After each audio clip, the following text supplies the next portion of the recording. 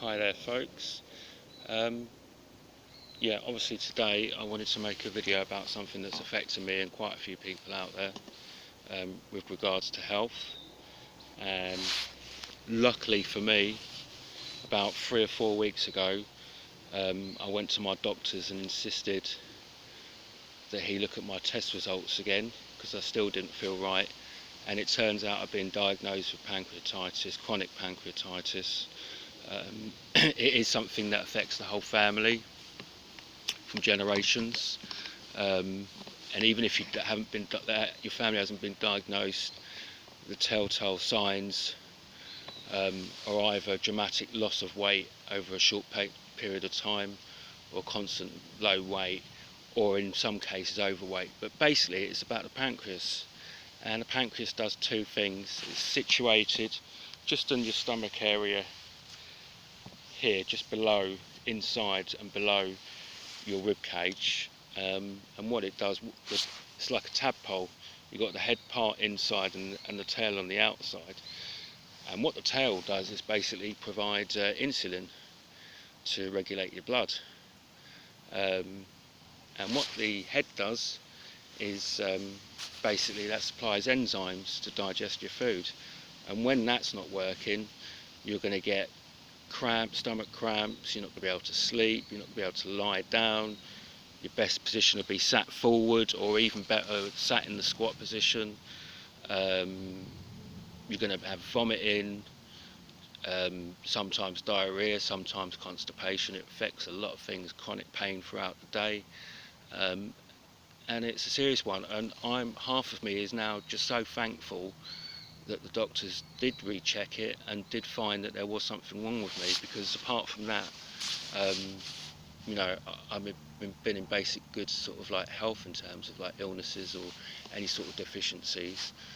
But yeah, I wanted to make a video about that basically. So now I've tried a couple of fasts and a couple of flushes, and for this I want to refer you, if you've got any health concerns, to Dr. Axe and Dr. Berg, who are both on YouTube. They're both genuine stars. I mean, what they do is just invaluable. But yeah, the first flush that I did was 3 days of basically apples and apple juice and nothing but. And what I was looking to do was clear out all my kidney stones, my gallbladder stones, and the stones that were actually blocking up my pancreas. And basically the malic acid inside the apples sorts that out and makes those stones smaller. And then the third day of an evening, it was a whole cup of olive oil that I drank, and then a half cup of lemon juice. And yeah, there was stones in there basically. They came out the next morning, and I felt a bit better. But then I've just been sort of going up and down again in the last few days, so I did another flush. This time was a day fasting, and then on that evening and the following morning I made cayenne pepper. I put in a lot. I mean, you should put in like 2 or 3 teaspoons. I put in 6. Lemon juice, turmeric, salt and pepper, and a bit of sugar just to help it go down. And it was horrendous when I took it, I'm not going to lie. But I'll tell you something, it really helped me. But the problem I've now got, and this is what you're going to have for pancreatitis, your main problem is, and this is something that's so difficult for a lot of people, myself included, I love my fats. I love eating my fats. I love cooking with my fats. And I've had to drop it down completely. I can't be doing with 10% fats now in my food. I'm having to do 5% max. And even then I've got to watch how much olive oil I put on my stuff, on my food and my salads, and I've really got to watch out for other stuff, like proteins as well. That's another one. So you have to be, you know, a bit more like onto it. But what's happened is, I mean, I've been having chronic cramps before I did these flushes, and even though I've been ill since these flushes, I'm slowly getting better. And now what I'm doing is I'm starting the day with porridge oats.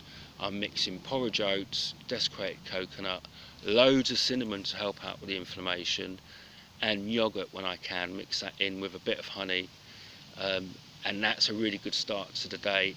It was a bit difficult to digest it yesterday morning, but I've done it this morning. Oh, and that was the other one, raw cocoa powder.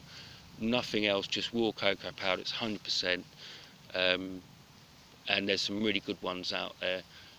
I don't know if I can advertise, but Bourneville Cadbury's is, for me, smashing. It's perfect.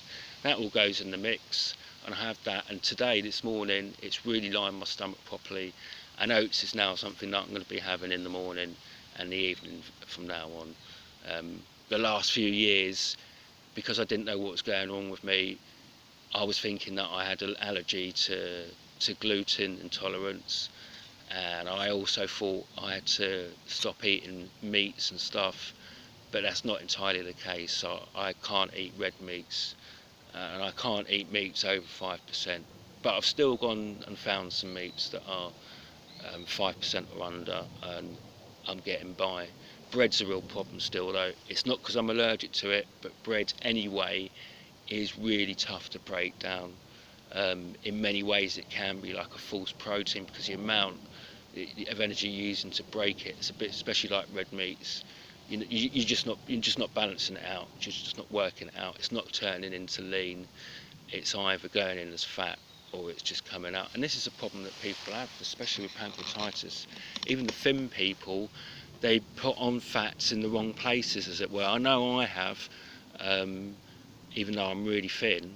And then people that put on too much weight, they put that on in the wrong places and are too thin on other places in their bodies. So again, it's, there's different stages of it, but there's pancreatitis, there's chronic pancreatitis, and then there's cancer of the pancreas as well. So I just wanted to make a video about that today, basically, because it's affected me, and I just, want to say thank you to the doctors in my heart, really, because now I've got an opportunity.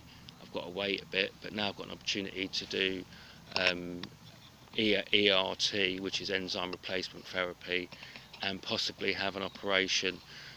There's two reasons with regards to operations, the main ones that I've studied. One is where they actually have to take the stones out from the duodenum so the enzymes can be released to digest your food properly, so you don't get cramps and all the other stuff, and a deficiency in your body from minerals. And the other thing is basically just